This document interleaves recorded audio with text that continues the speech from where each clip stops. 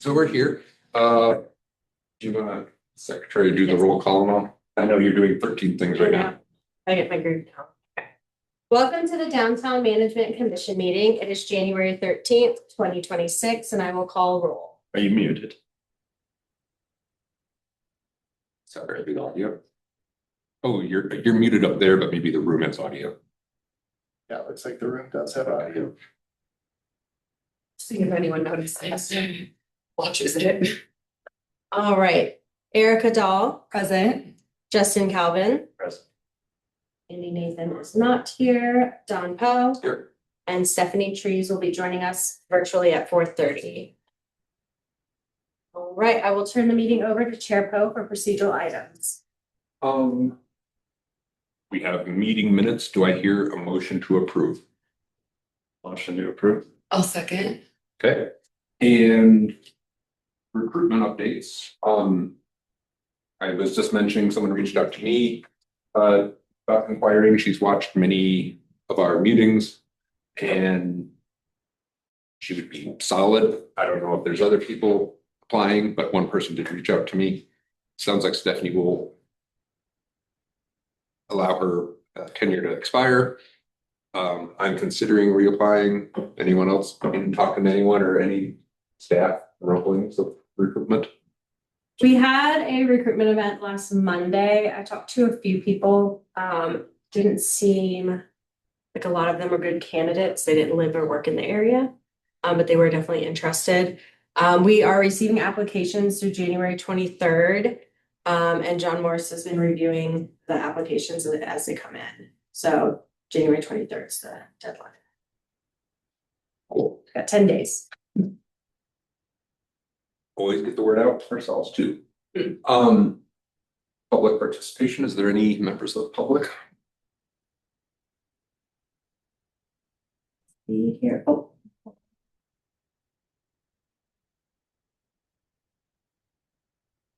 We do not have any members of the public. Great. Consent agenda. We will move on unless there's any questions. And we do have one of our deputy officers. So they usually speak towards the beginning of our commission meeting. So Yes, we can turn it over. but I might go through a consent agenda first and then. Okay, perfect. Thank you. I had two simple questions. Outdoor dining pilot program. It says that they're planning for the next phase of the permanent program. The pilot program set to end in October 2027. So yes, we're going to continue it is my big picture question. Most likely, yeah, and so that program now formally lives with Planning and Development Services, given that CV dissolved. And so that team will conduct the review of the program and most likely move forward with a permanent program, bringing recommendations to council. Cool. We just love to be kept up to date as like if major changes or they're going to dissolve it or whatever. Cool. The other second question I have, and I see that we're talking about it on the matters from staff for Sundance, but council did approve 319. They did. So we're just being more informed at this point. You got it. Cool. Anything else on consent agenda? Moving ahead, if we, it's not on the agenda, but do we want to have the officer Yes. chime in? Barry, if you'd like to unmute and give any updates. Yeah, thank you very much. I'm not used to Zoom, so it takes me a minute to find the button. Some updates for y'all real quick. As you know, Sergeant Scavell left as the mall sergeant middle of last year. We had a temporary sergeant that was in that role for 6 months, and then we had a new sergeant, Vinny Gallerani, who just started on January 5th as our new mall sergeant. And he comes to that position as our senior sergeant for the entire department. He's been around a long time, assistant commander on the SWAT team. Really a strong leader that I think you're going to be very happy with downtown. And I think he's going to bring a lot to the team that's down there. We did lose Jill Mahoney from the team. She ended up moving to Idaho with her partner and getting a job up at a police department in Idaho. So we do have an opening right now on the downtown mall team, but we are right now we're down a number of positions. We're hoping to fill that as soon as possible, but it is probably going to take us a few months to get some people through training so that we can get some additional officers on the streets that will allow for us to move somebody over to that role. So bear with us as we do that, and that will get us back up to full strength.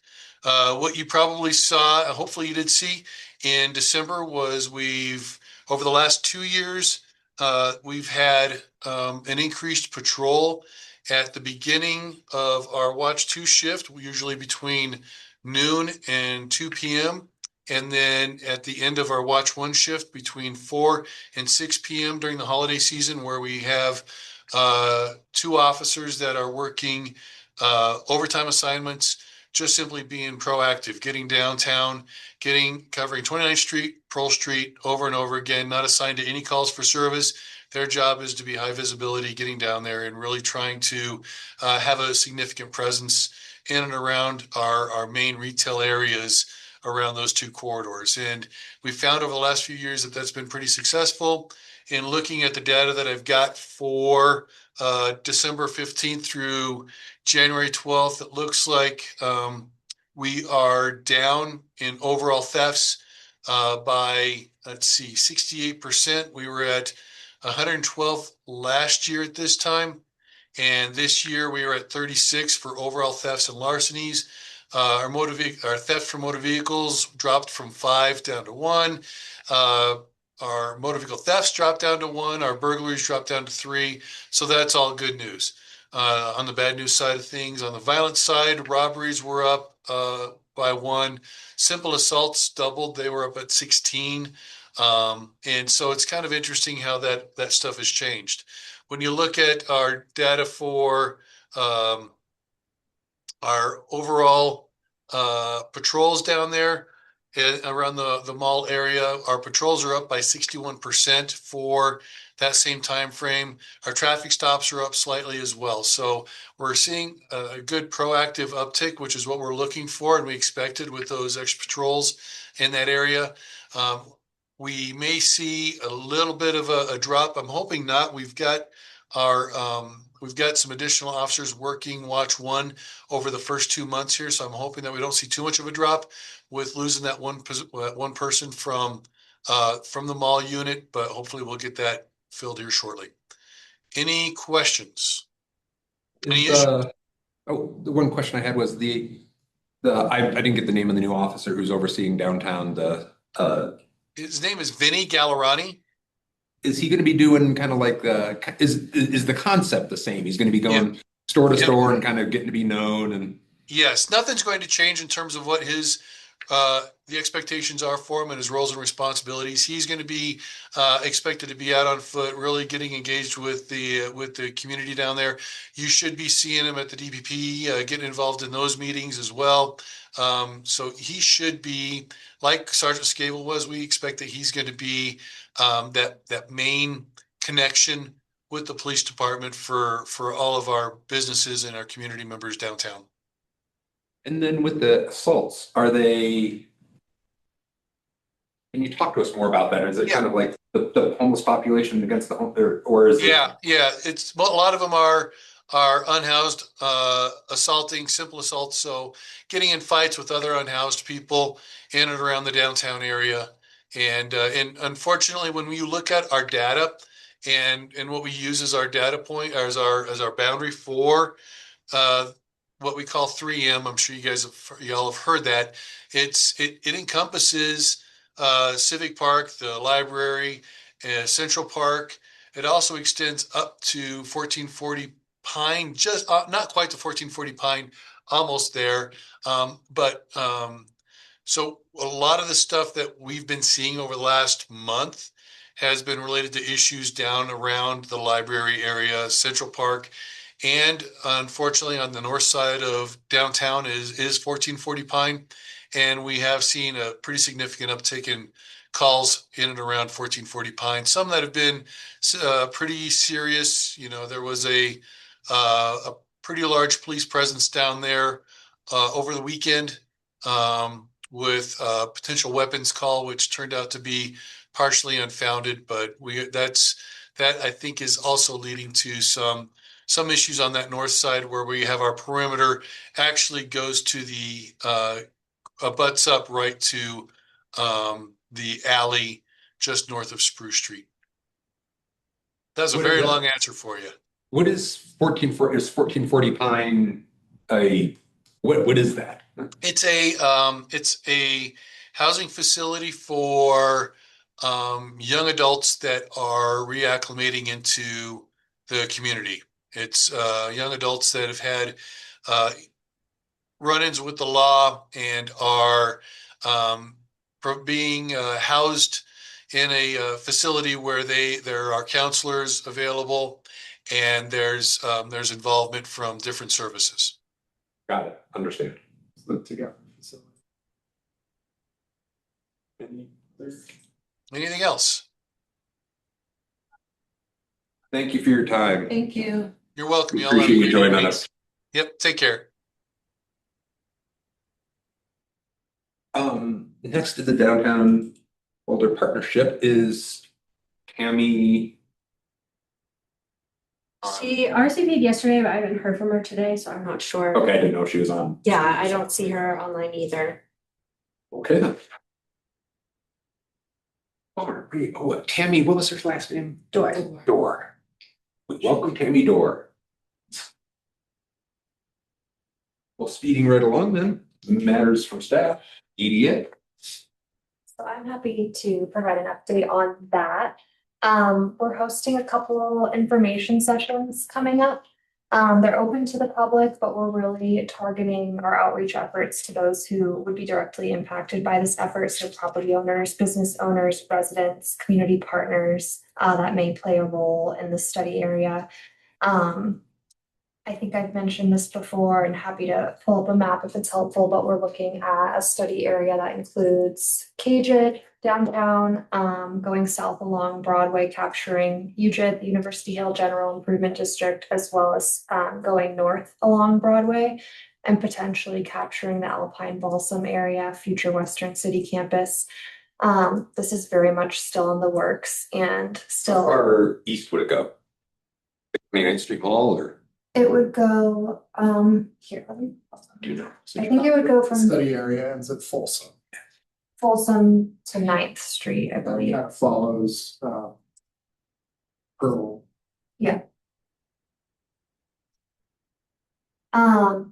But the info sessions, they are being held on January 22nd and 23rd. It's a Thursday and Friday. We'll have multiple time options throughout the day to accommodate different schedules. You all should have received some information, Melissa, I believe that you sent the info session registration email to commissioners. Is that? I may I'm have sorry, just sent it to not you. to put you on the spot. I may have just sent it to you, can't see enough of them, so Okay, I'll so make sure to send. We'll make sure to send that to you all. I saw it in the DBP, you know, so I'm going. Okay, great. Yeah, please, please attend if you can, share your input and share with your network. The purpose of them is to really be educational, so to explain what a DDA is, what it's not, share best practices from other communities, why they're used. And then we'll also present some community informed themes from past plans and engagements that a DDA could potentially focus on. And so it'll really give folks something to react to. So those are coming up, and Melissa and I will be sure to share the info with you if you haven't received it already.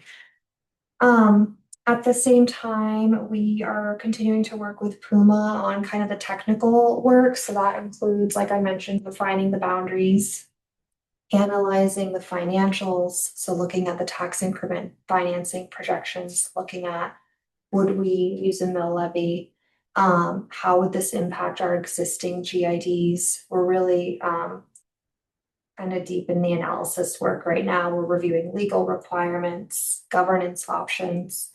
And so those findings will be brought to the planning group that Calvin, you sit on the planning group for the DDA. Those will be brought to the planning group during the February meeting. To get The one on Thursday. The one on Thursday is going to be more focused on these themes that we're gonna be sharing during the info sessions. And then the February meeting will be more focused on the financials and legal requirements to get a DDA stood up. And so thereafter, we will bring that to DMC in March to get your input. We're scheduled to go to city council on March 12th for a study session. And we're still targeting a November ballot initiative of this year. So I'll pause there, but in summary, the intent is to come back to you all in early March with a lot more details on what this could look like before going to council on March 12th. Any input from you, Kyle? It'll be interesting to see how it all shakes out, because a lot of how could this play out? The potential of a lot of things has caused a lot of questions and concerns from the people on the planning board, but I don't know, it's an exciting process, and I think it's just kind of waiting to see how all the details shake out, but not a whole lot to report yet. What kind of, it's like, are they nervous about how, is there pushback, or is it more like, oh, there's so many things that it can? In particular, it seems like a lot of people are maybe concerned about being included in the DDA area, but not necessarily receiving the benefit of the DDA, particularly for the stuff going without benefit, particularly the stuff going north on Broadway towards Alpine Falls. But like, again, everything is kind of preliminary and being studied right now. See how many businesses would be affected by that, what the potential benefits that can be sold, what can be brought to them, I guess, out that way, and how much impact maybe the new campus north, like going north, might affect a lot of this as well. Bringing business down that way and bringing people down that way, etc. It isn't any new tax, though. It just changes the way the tax is used, right? It doesn't add. Like, isn't mill levy where like there's potential to have an additional tax There's potential on Pearl Street, which like I'm adamantly against. I mean, like, I don't think we need another reason to make people shop online. Mhm.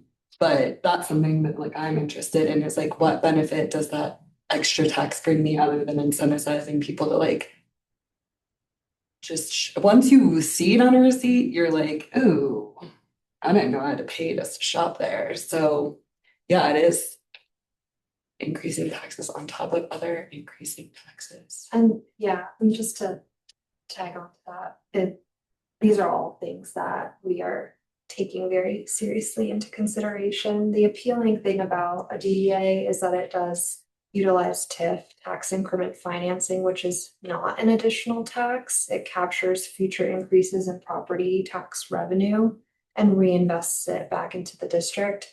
But to Erica's point, if we were to apply a mill levy, So it can do both, it can do both. or it can do either or. But this is part of the conversation that we're having with Puma, and some of the financial analysis we're doing is, you know, how would this impact the existing GIDs? Would it replace them? So these are all.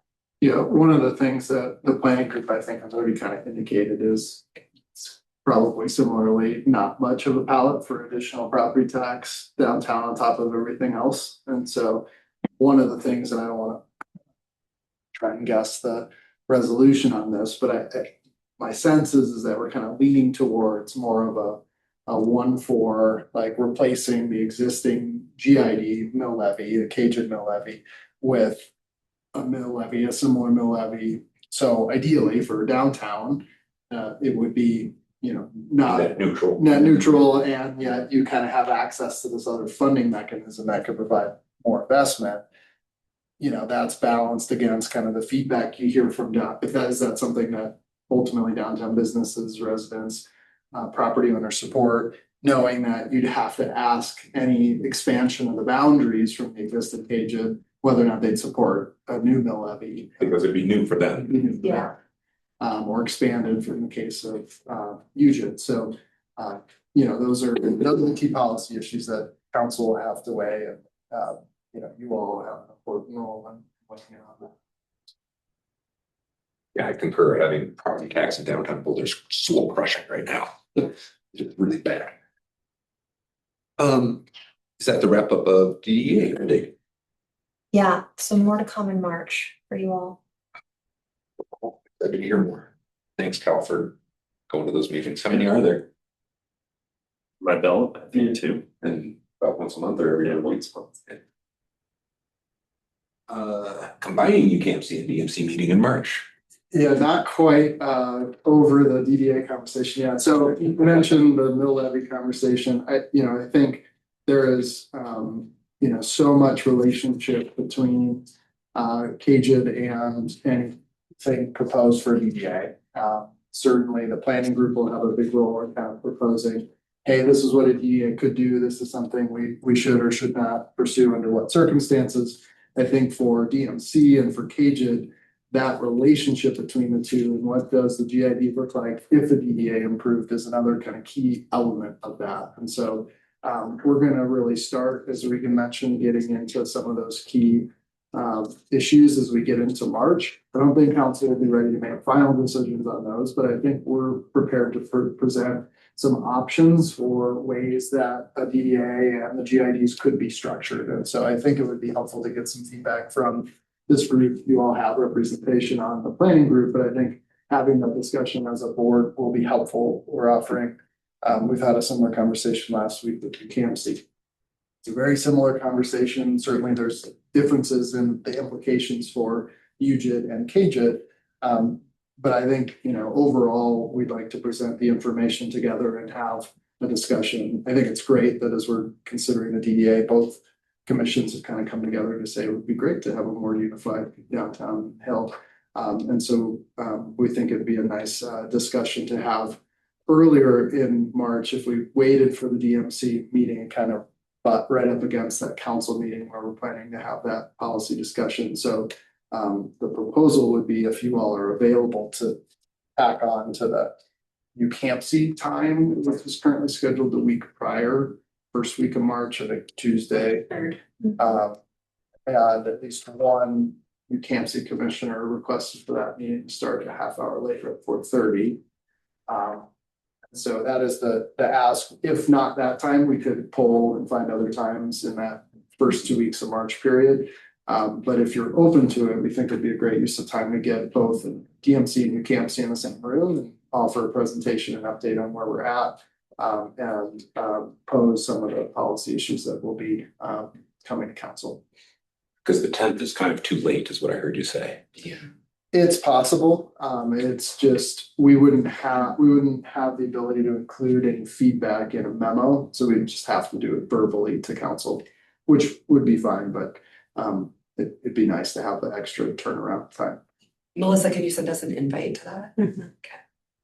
I don't love the 3rd, but I understand it's hard to make everyone else to schedule stuff. So be it. If you can't make it, we could certainly. Yeah, or you could also send Bob or something. I don't know. Yeah, I'll send out an Now email. we could share. Well, I'll Sure, I have no plans. I do what I can do. Free. Yeah, and it's not the end of the world if it's the 10th, so maybe Melissa, if you But don't. then UCAMC, maybe you can't do that date. And I get that. They- Putting us all They together. could do. a Yeah, it 10th sounded if I like they remember. had flexibility for there as well. So I think really the best option might be, let's pencil the 3rd. And knowing that it might not be the best, but maybe if you could send out a couple other options to staff and do like polling to see what other availability is. I think that would probably be our best approach now. Child care at that date is challenging. Yes, absolutely.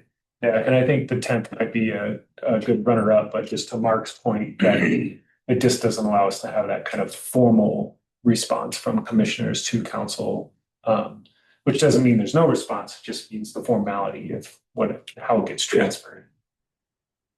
you can come to the council meeting too then and just make sure we actually say what you want. us to You know, I always wonder about that sometimes, like, where does all these thoughts go? say. Yeah, the memos and the letters that we have commissioners draft, those go directly to council, so that's included in their meeting packets.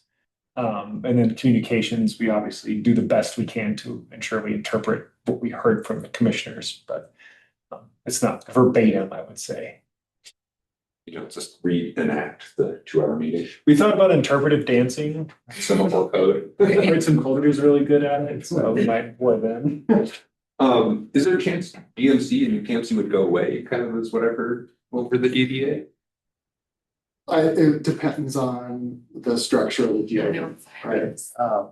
There would still be a DDA board though, and the DDA board is actually much larger than the current commissions.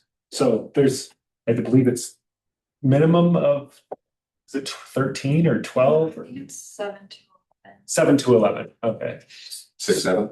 6. So that anybody who's listening to this. So, yeah, the models are different. These are the things that we're currently studying that Puma's helping with. There are models where the DEA manages the GIDs, so that's one avenue. Right. There are models where the city continues to kind of retain a GID. Maybe the scope is more narrow. There's a relationship between the DDA and the GID. That's certainly a possibility. I think in any scenario, we'd have to kind of figure out the right way to change the existing scope of KGID and UGID. And so that's also kind of parallel legal research going on. What does that take? Does that have to go to electors within GID, or is that something? It only makes sense, you're going to like, definitely better fill it all the time, that same thing. Right. Yeah. Right. And the bid is obviously another partner that we have to consider downtown as well. Yep. So there's multiple entities. So trying to figure out all of the different options. And So as soon as I reapply, I'm gonna die. Yeah, right. No, No. a leadership role in a very important time. Yes, absolutely. Yeah, I mean, from the language for the ballot has not been drafted, but the intent is a 1/1/2027 start date for the DDA. So the general improvement district, regardless of how the DDA will 100% be operating until 12/31/2026. To Mark's point, it could be operating well into the future too. It's just kind of trying to weigh all of the different options and what they mean for each entity is a lot to juggle, right? Moving on. We do have Tammy and Ah, hey, Tammy, you're here. Generally, we have an update from Downtown Boulder Partnership, if you'd like to chime in. Hi everyone, it's good to connect. I was outside the building to join you. I wasn't sure of the exact protocol, but it was locked. So I'm in my car. I moved to my car. Here I am. But I'm not driving. So it's all Tammy, it good. shouldn't be locked. We have time if you'd like to come inside. It'll be easier. Why don't you just come on in? Are you in this parking lot? I am in the side door down there. I'll try again. We'll come and get you. Thanks, you guys. I'll see you in a moment. We'll be right back. No, you got it. How many people are in the meetings you've been going to, Cal? 40? don't know, not that many. 15 to 20. Property owners, business owners, community partners. It's a good mix.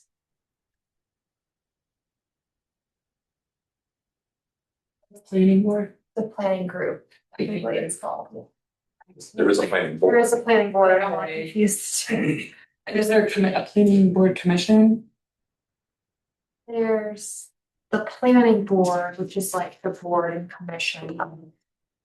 Just like this, but. Yes. Okay, I think that's true.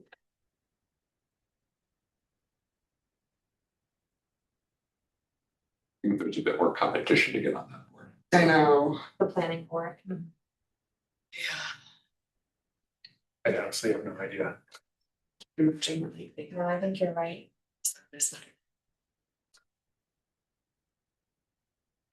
We have more fun. We have way more fun. We have less. We want to share with this many people. We'll skip down to matters from commissioners with the public art project. And I'm just gonna say, I'm not gonna worry about it until I get back on the board. So we kind of. Hi, We got a name tag for you. Thank you. Hi, everyone.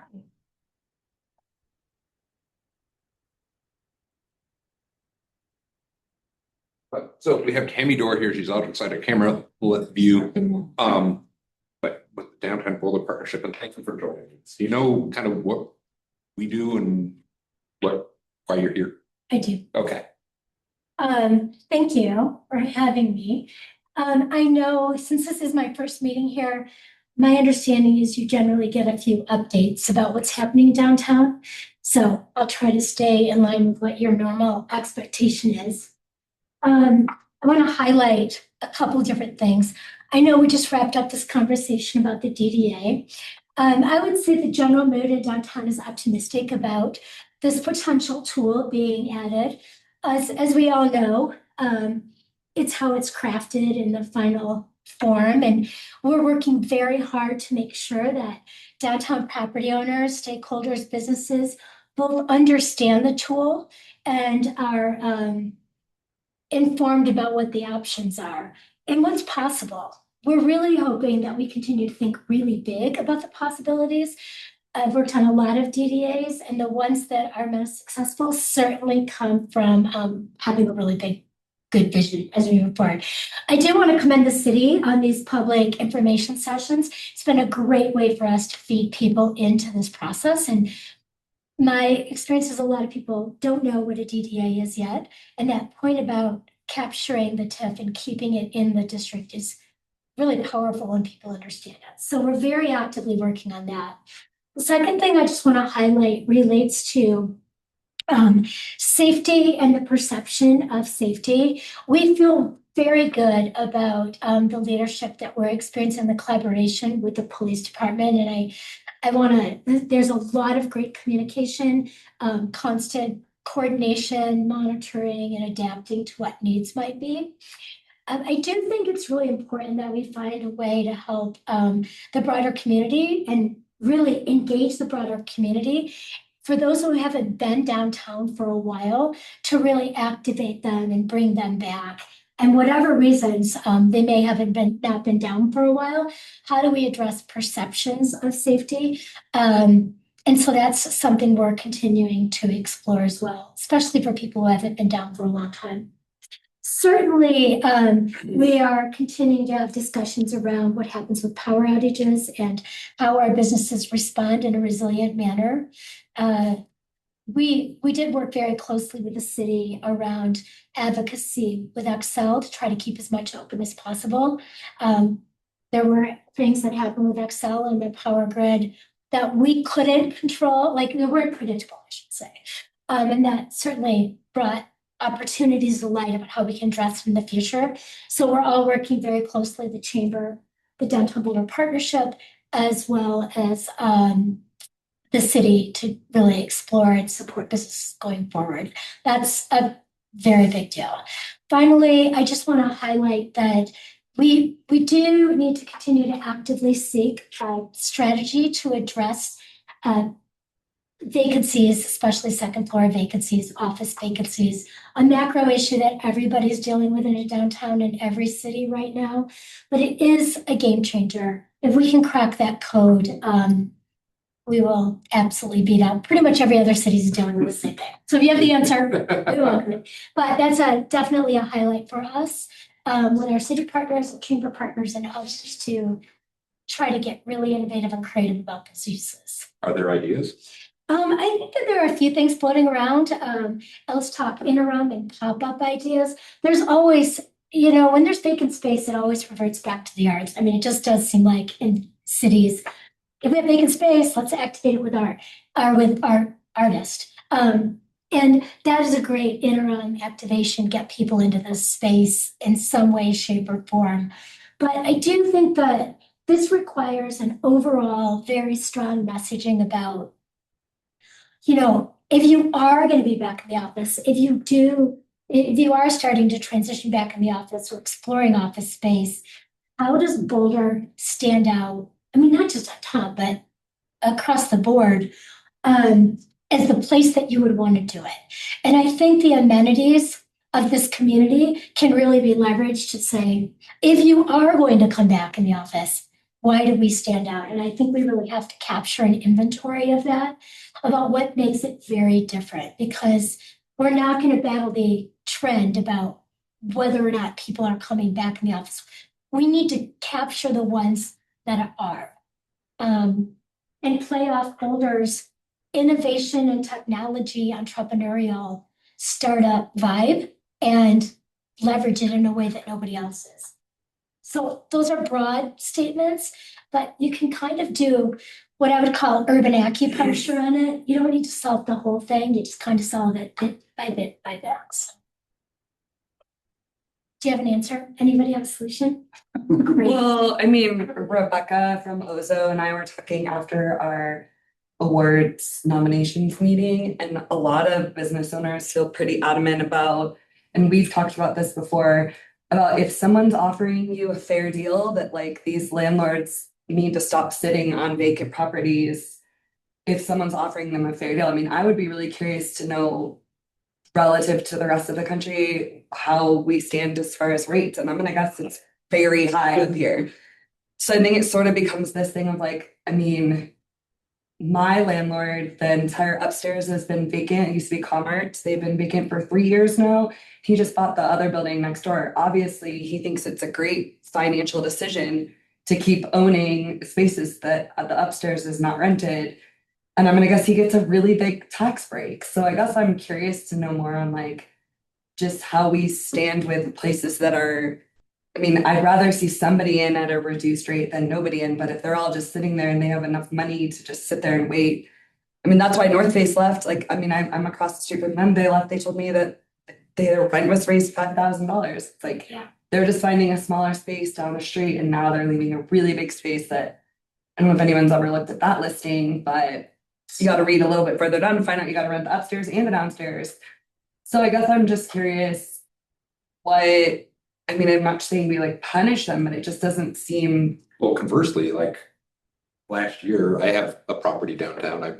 We have parking. We have a beautiful building. Right. And I've had like a couple, like 2-3 nibbles all year, and I can't make it any cheaper because of the property tax. Right. And you know, not Tebow or whatever, who has like Right. just money to burn. And not that anyone does, but I can't make it any lower, and I've had no offers. Right. I think that there are a handful of things that really relate to that. Number one, and it doesn't apply to all property owners, but loan covenants often can dictate what you can rent your space for. So in some cases, if you can't show that you're renting the space for the amount that is in your covenant, I would default on my you loan. would default on your loan. So that's a core tenant of, just property ownership. The second thing I'd say is that, right, wrong, or indifferent, that's the beauty of owning real estate, right? You control your property. You make the decision about your own property, about when and how and what you'll do in terms of leasing, and you bear the risk, right? You bear the risk in the tough times. You reap the benefits in the hard times, and you make the decisions in between as to how you're going to survive.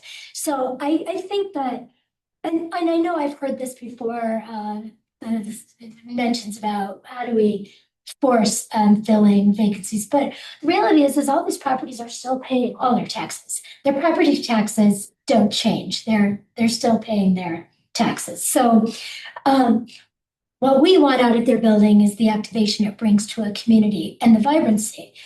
So in that light, and as you haven't had many bites, it is somewhat where public-private partnerships come together, develop strategies, try new things, innovate, and just try to do economic development in terms of strategic efforts and projects and programs, and you keep trying till you hit it.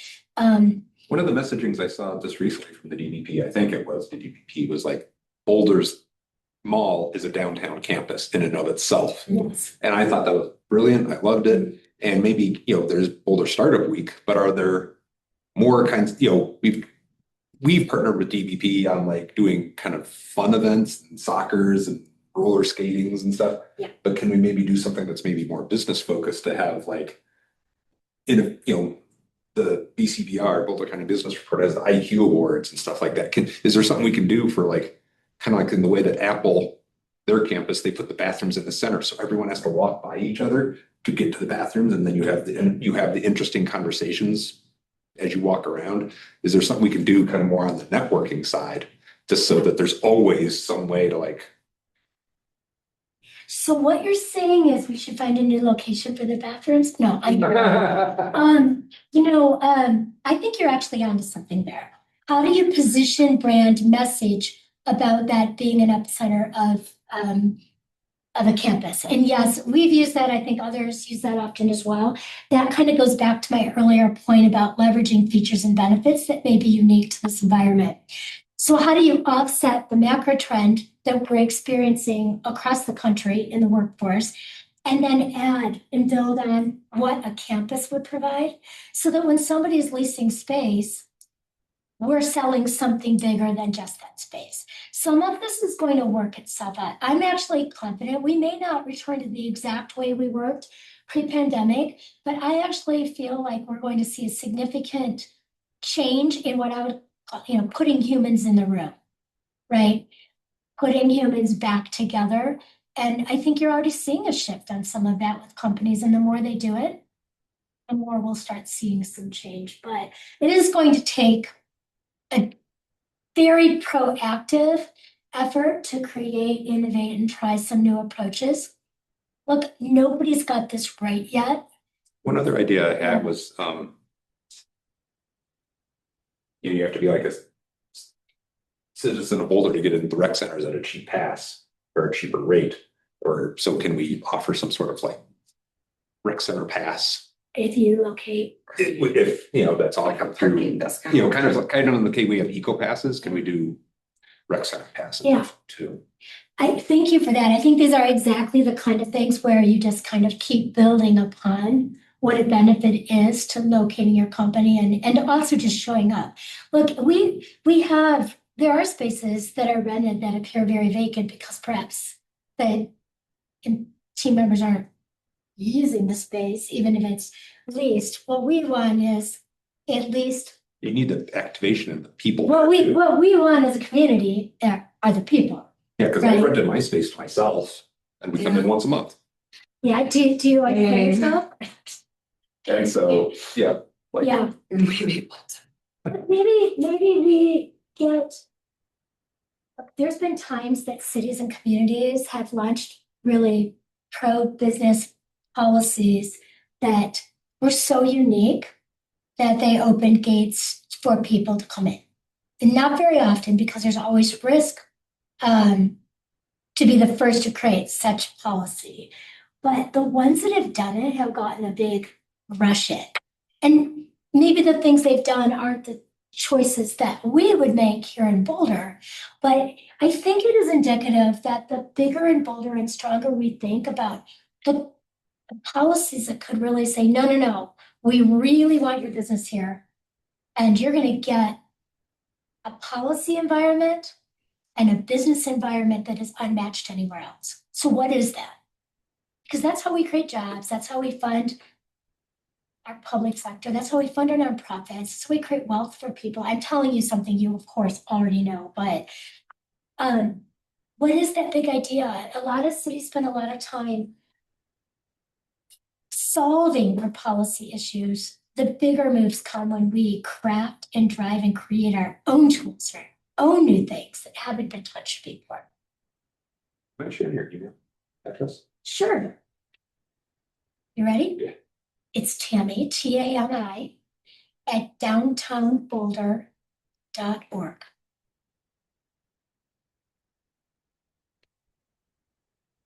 Okay. Well, thanks for joining us tonight. It's a pleasure. Thank you all. I really appreciate having me. I really appreciate working with you. And it's no problem. Thanks, everybody. Yeah, feel free to stay or go. Not leave. And stay for the next 5 years. For the next 5 years. You know what I mean? What are you gonna do? Like, you'd be like, Timmy, don't leave. Well, moving on to the Sundance contract. Yeah, I'm happy that I've got a few slides that I can go through Hi, Stephanie. quickly. Plus, I just sent you a request to share slides.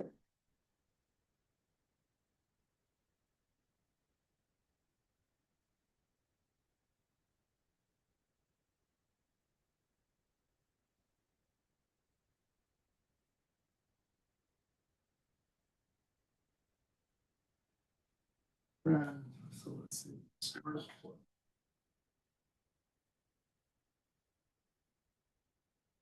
So I'll tee this up a little bit.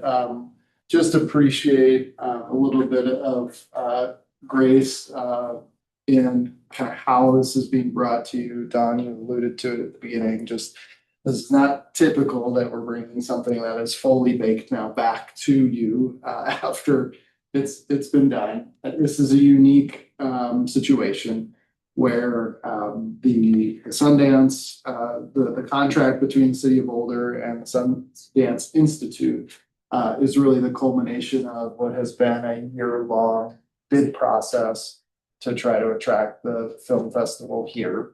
Obviously, that is successful, but with that, in order to kind of get to the finish line, we've had months of negotiations with the Institute on the parameters of the contract. And that contract was based off of what we and all of our partners, Downtown Boulder Partnership, the Chamber, Visit Boulder, the state of Colorado and others submitted as a part of the whole bid package. And so we were in a position really where we couldn't take kind of elements of it and our package, the City of Boulder's package is one element of the entire bid package. And, go and have kind of separate conversations about, is this part of our agreement or part of our bid, good, bad, or otherwise, because we didn't want to jeopardize kind of the contract as a whole. So we kept those negotiations confidential with the Institute. Once we got to kind of a final agreement, that is what we brought to council last week. So that's why you didn't have a chance to see it in pieces. There was also the urgency piece as these things go back and forth between lawyers. It took longer than we thought, and all of a sudden we're here at the beginning of 2026 and really needed to execute the contract so we could get to the work of getting ready for the 2027 Sundance Film Festival. So that's the context, just in terms of acknowledging that. And maybe just to address Mark, just so the other commissioners know, I emailed Mark and a few other people and city council and saying because it all got spurred when one of the TV stations reached out to me directly and said, Commissioner Poe, do you have anything to say about this? And I was like, what are you even talking about? And so I did not reply to the news stations, but I replied to staff and to council saying, we don't know what's going on. And what's going on? because some of it does impact us when you look through the details here, and that's what we're going to talk about. But the office space, the parking spots is directly 100% We even under. learned at the marketing committee, there's very specific wording that you can't be Sundance. It's very specific. If you're doing any kind of, has to be approved, or they have a list of things you can. So it's I don't want to say anything. Yeah, but so as the DMC though, we do have direct oversight over some of the things that are in this, and that's why I was what the bleep is going on? We don't know what's going on. And so that's why Mark is talking about kind of this preamble here. Yeah, and all that's fair, and apologies that you were put in that position. Hopefully we can provide the information, at least as far as that's in the contract. And then I think there are some other kind of elements of preparing that we can mention as well. Continue, sorry to. All good. No, appreciate the additional context. So I'll just go through the basics here. Apologies if some of this is kind of 101, but always good to start with what we're talking about in planning for the Sundance Film Festival and how that will eventually led to this contract, and then resolution 319, that is the resolution number that council ultimately approved last week, which implicates KJID, and I'll get into the details of that briefly. So we're excited. This is a good thing. Now we're in the throes of planning for the festival, but it is an 11-day festival that will start in January 2027. We are waiting for kind of final dates, but we anticipate that to be in that late January window as it currently sits. In not that long, a couple of weeks, we'll have the last Sundance Film Festival in Utah. And then we'll be hosting in 2027. We anticipate about 90,000 attendees in the first year. That can fluctuate. We've been anticipating a little bit more kind of average, just given the newness of it being in Boulder. There are multiple venues, festival areas across the city.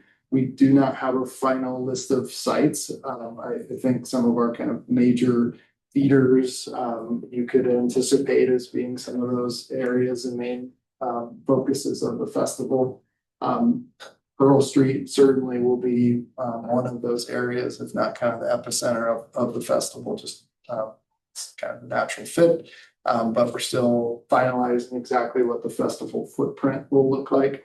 But there will be impact across the entire city. And obviously just the major national, international city in the time. That's a snapshot from 2020 attendance. That is pre-COVID, just a new timeline. So it gives you a sense of what we're anticipating from resident versus non-resident attendance. We anticipate a lot of front range attendance of the festival. And to give you perspective, it is a big number. We hopefully have that economic impact across the whole duration of the festival. This is to say we're used to handling large crowds and large events in the city. We don't anticipate all 90,000 in one day. That's over the course of the festival. That kind of peak one-day attendance in that more 40,000 range, which will be comparable more to a bit less than a football game or something like that. But we certainly have been thinking since we began developing the components of the bid about transportation and lodging, and safety, and all of those components, which are well underway in terms of planning for 2027. And not insignificant is the community and economic impact. There are some numbers that the state has produced already that project an over $2 billion statewide economic impact over 10 years. Some of the justification for some of the large state incentives that was reported on through the process. This comes at a really good time of year for the city. As you all know, we don't have a lot going on at the end of January, early February in terms of attracting major kind of hotel days and all that kind of stuff. So we hope that's a really good positive. That impact really spills off to other sectors of our economy, restaurants, retailers, and others. And just a little more, so there will be a couple main theaters. There could be up to 24 venues across the city that will have some type of event. It's not just film screenings, obviously that's the main component of the film festival, but there are talks and panels that you'll see throughout the community. And what you'll also see within festival areas is something called activations. From major film festival sponsors that will have a presence within buildings, and then also some of those are kind of external, could be external build outs.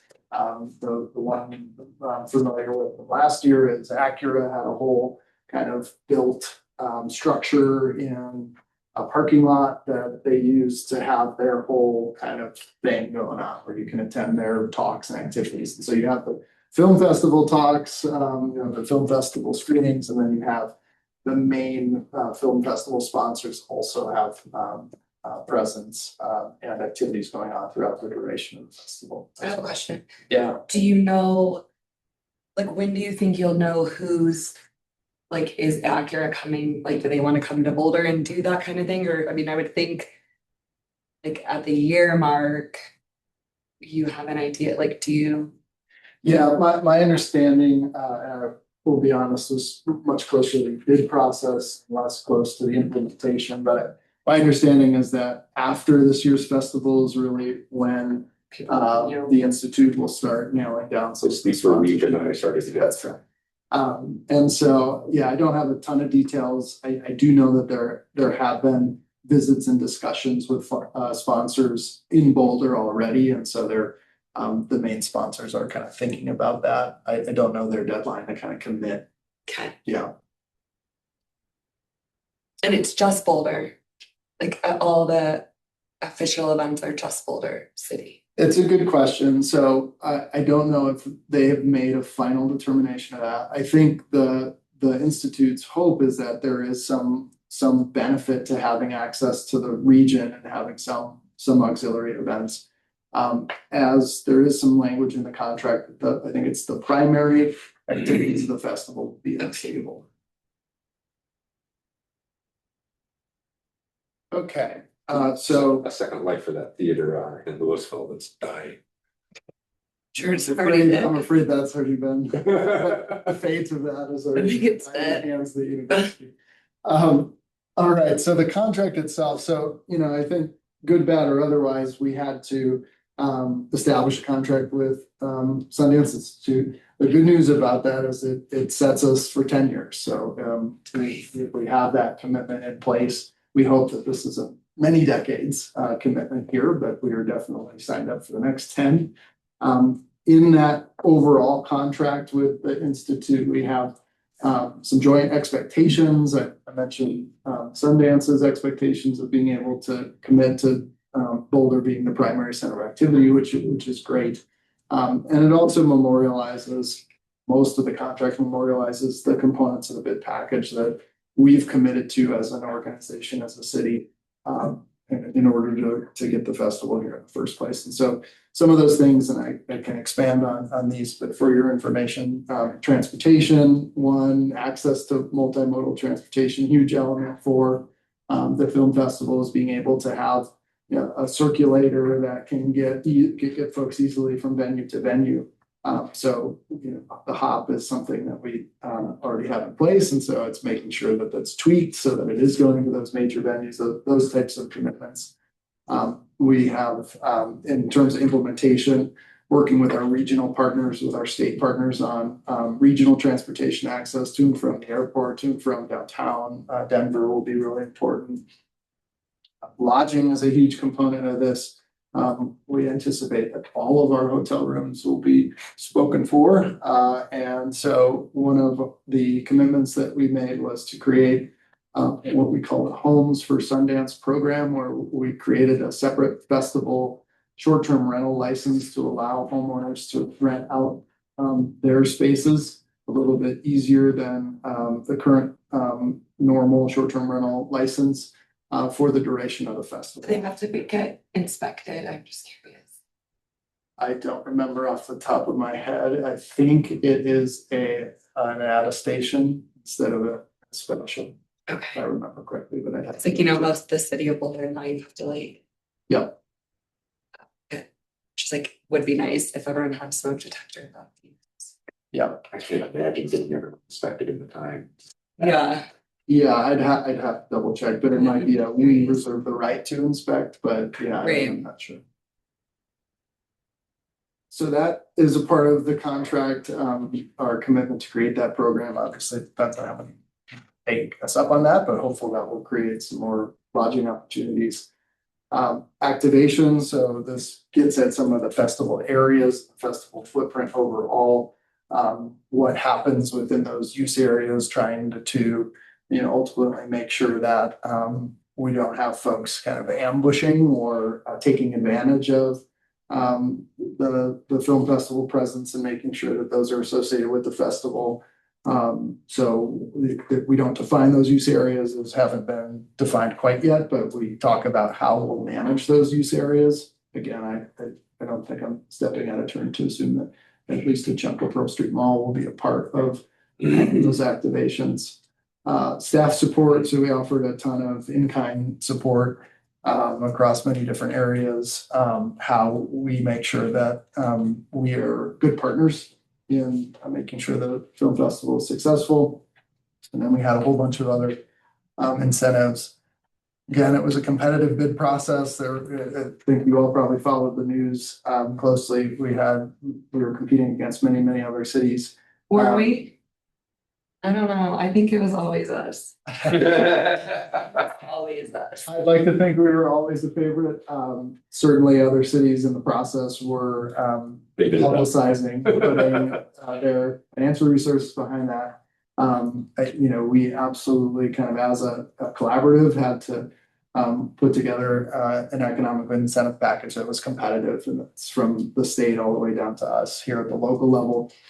So those incentives are part of that contract. You'll see things like fee waivers for permits, the use and application of renewable energy credits, and some of our financial incentives. I will say on the financial incentive piece, we were very cautious to not commit, not get in over our skis, not to commit to revenue, knowing our financial environment that we didn't anticipate generating because the festival was up here, right? And so, those are things like sales tax, accommodations tax, parking. We ultimately did not propose sales tax sharing, so that's not a part of the incentive package. We did propose revenue sharing and accommodations tax. So from the baseline of, I think it would be likely this year's baseline, then some portion of whatever we're generating in accommodations tax with the festival, knowing we wouldn't be receiving that revenue, but for them being here. And same thing on parking, knowing that typically low utilization in that period of time, late January, early February. So how do we structure something where we're sharing in that revenue stream? So that gets at how Cagid comes into this. Some of our commitments made during that bid process implicated Cagid assets. The two being the commercial space at 1500 Pearl and then the parking revenues I mentioned. So in our bid package, we discussed offering some type of city-owned space, knowing that they would have a year-round presence here in the city, which is great and exciting. It took us a while to kind of locate exactly based on their needs, what would be the best space. That happened to coincide with us shifting some of our organizational stuff around and ultimately had space at 1500 Pearl in the 300 and 301 suites, which are the west side of the building on the third floor and the smaller central space. And Kind of like where we walk through to get to them. That's right. And where we met, right? Mhm. It's a great space. It's a cool space. I love it. And so those are the two spaces that are a part of the lease. The way that it is structured is a 1-year lease with automatic renewals. And I think that was partially just recognizing that they are still in flux of how many staff, how big their presence would be annually. But for now, I anticipate that will work very well for them. And so that's one piece of it. And then the second is the revenue sharing. So we do anticipate great demand for parking in the downtown, really across the city, but especially in the downtown. And the way we designed this commitment is of up to 1,000 parking spaces. We assigned a value to that and then said we would share revenue up to $500,000 annually based on the revenue coming in.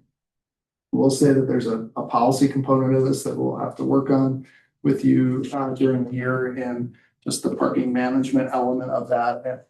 We do not have currently event parking rates. And so we'll have to think about the best way to manage parking within the downtown. But overall, we anticipate generating revenue that we're currently not generating right now within Cagid. And we would share that amount up to $500,000 a year, assuming we would generate that difference from what we generate in a film festival environment.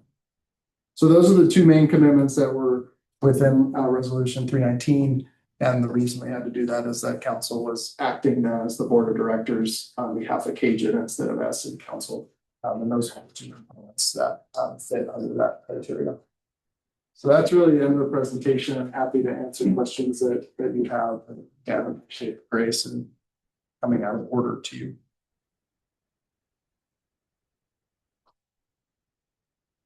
Do they get 1,000 parking spaces like that are dedicated to them, but then they pay for them? Or We're still working with them on exactly how, you know, that we've ultimately they could say, we just want access to the revenue that's acceptable in the contract. If they decide they'd rather have access to the spaces in some dedicated format, then I think we'd work with them on that. But I think it was too early to make that decision on kind of which path, if that makes sense. If I read my insight, and I didn't get a chance, this is a long thing to read. But they could also like hold events there, that, you know, they could use them as parking spaces. They could use it for the Acura thing if Acura wanted to hit them up for it, or, Sure. you know, it's kind of like they have, if they were using a So big they make it open like lot, they could floor. put anything, they could put a tent on there, hold. Yeah, that's possible. You know, within the garages, if I remember correctly. Maybe not the garages, Yeah. but like there are open lots. Yeah, that could be.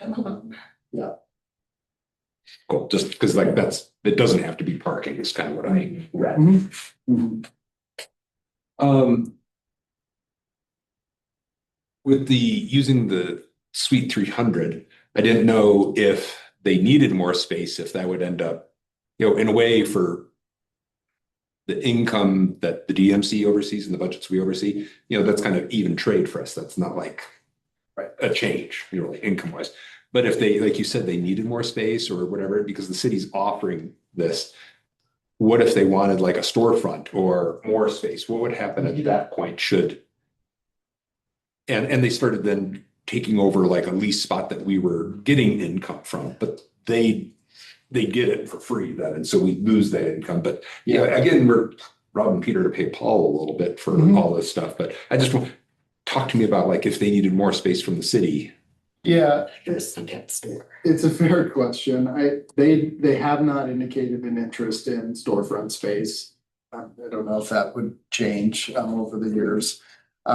They have talked about the seasonality of kind of really staffing up during the course of the festival and needing some access to the space. We frankly talked to them about this building and just, you know, could we find space for our employees during 11 days while they need, you know, to have more of a. Because I imagine even before the 11 days, they need to train everyone on how to do this crap. And so it's the 11 days, but then they need the 20 days before it. That's right. I think we've heard, you know, 3 weeks is kind of their main kind of presence within town. So I think it's the seasonal staffing we've heard, perhaps looking at 302 in the longer term. So the eastern part of that third floor space is possible, but they have not kind of indicated a need for that today. So I think that's another reason why these are the 1-year terms.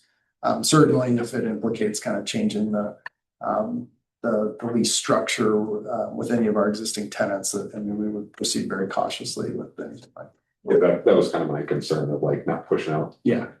You know, kind of the same thing we've heard about with Park City being that people have ghost towns because they rent the space for a month and make it, and then we already have that problem, you know, with ghost.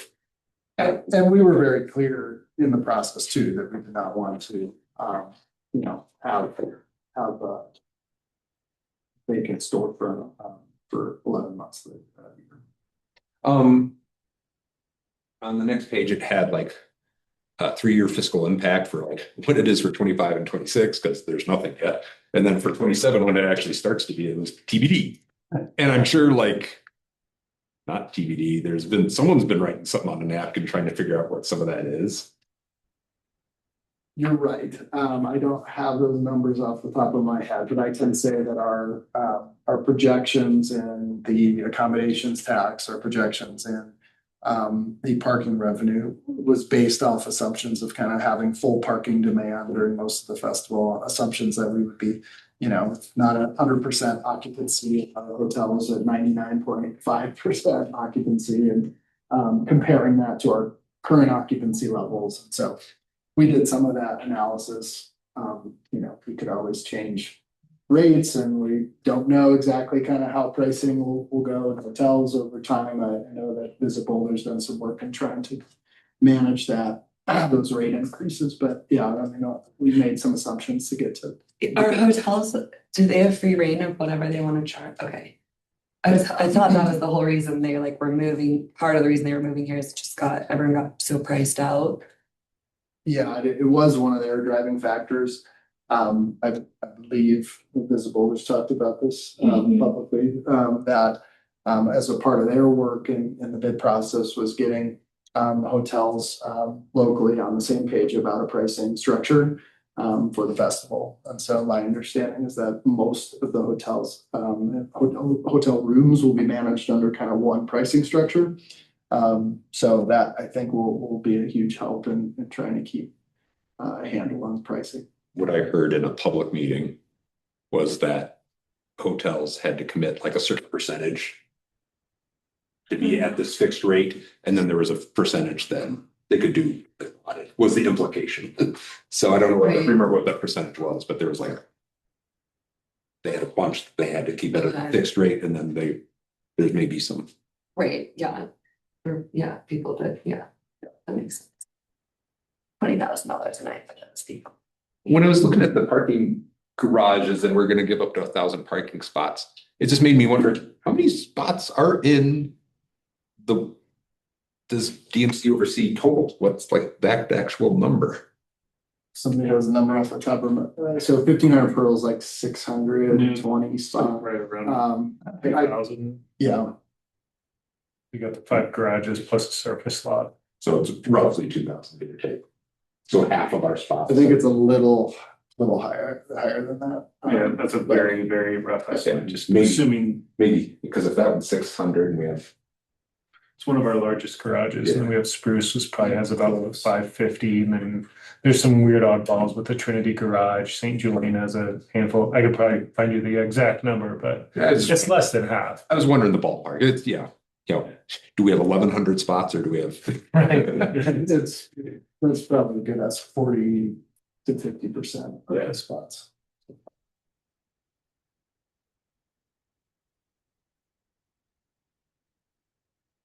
One question I did have that was again directly related to what we've been doing with the gateless systems and the expenses we incur for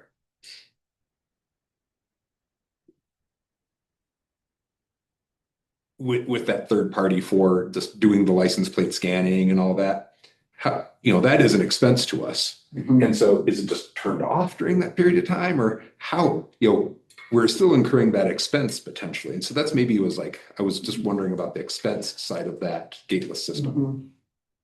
Yes, there will have to be some solution there. We have, that's a part of our implementation process, is to work with our vendor to kind of figure out how that's going to work.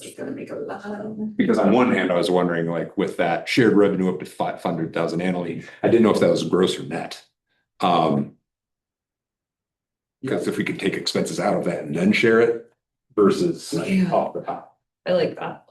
Yeah, that's fair. I'd have to have legal weigh in on that, but logically that makes sense to me that we would be. Oh, legal and logic. I'm married to an attorney. They have nothing to do with each other. So that was maybe. I can't run upstairs and tell her that anymore. I know Teresa well, but that was maybe one of the inputs that I would have. It's if the fine tuning of the negotiation is going on. Yeah, that's a fair point, and I'll take that back to the team as they look to implement with our vendor, kind of figure out what that arrangement's going to be. I'm sorry to talk so much. Did you? No, most of my concerns are outside of our bubble here, but particularly with residential impact festival. It's for another place, I think. Is the Sundown excited? I think the Sundown's excited as business, but I think there's potential for a lot of people getting pushed out of Boulder even further than they already are because of impacts here, and hoping that the city or county put some safeguards in place for corporations buying residences, single family homes, things like that. But again, outside of DMC. You have anything you wanted to ask? Or No, it'll be very interesting. are you excited for your business? Yeah. Yeah, I think as long as I can like get here, like it isn't like back to back. I mean, because I think a lot of people will have to stay outside of Boulder. So I might have to like the back roads. But yeah, Let's take. I mean, it comes at a really crappy time, so it's really great. Well, Like so many A events slow- all in the summer. And slow so- time, slow Yeah, time. So yeah, it's not a exactly. crappy time. It's a good time. Yeah. So I think it'll be really great. to Just like have a booth in the doldrums of winter. Yeah. And it just like puts us on the map, you know? And I would imagine that's a huge incentive for other businesses to also want to like relocate here. I mean, it's just gonna be a hub. And like the odds of bumping into someone from Sundance, rubbing shoulders with that, you know? Get on the Tom Cruise Kate list. Yeah, exactly. Two real quick small things, well, not small, but two quick things. Stephanie, I'm sorry. I'm sorry. Go ahead. Just on the residential piece, hear you, and something we're thinking about. The Institute is also very concerned about that. One thing that I know City Council is interested in is exploring the residential vacancy tax. Could help deter some of the kind of buying up of other homes. It's only one tool, but it is something we're thinking about. Also some of the regulations to help put some parameters around the Homes for Sundance program as well. So we are working on some of that stuff. And then you mentioned earlier about just kind of how to do business with Sundance here and what kind of the rules of the road are. City will be producing some of that, but I think once the dust settles a bit on the 26th festival, we're looking forward to partnering with Young Boulder Partnership and Sundance on some of that kind of messaging and town halls and that kind of thing, just to help everybody make sure that they're ready and feel like it's going to be they kind of know how they can participate and succeed during the festival. So look for activities related to that as well.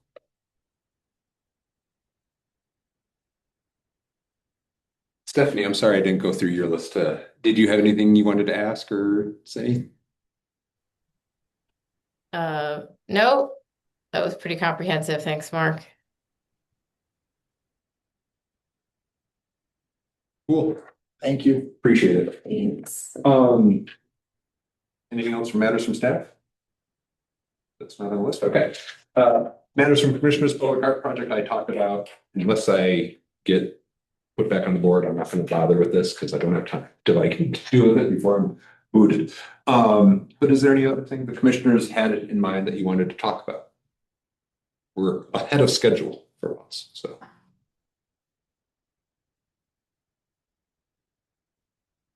Great. We have our upcoming meeting. Melissa, you will kind of do a little quiz as to what date works, but we have the 3rd penciled in. Tammy, thank you for joining us. Thank you. I'd love to meet with you and just kind of get to know you a little bit and share a couple more ideas and stuff. Okay. Do I hear a motion from the floor? Motion to adjourn. Second. Done. Thank you, everyone.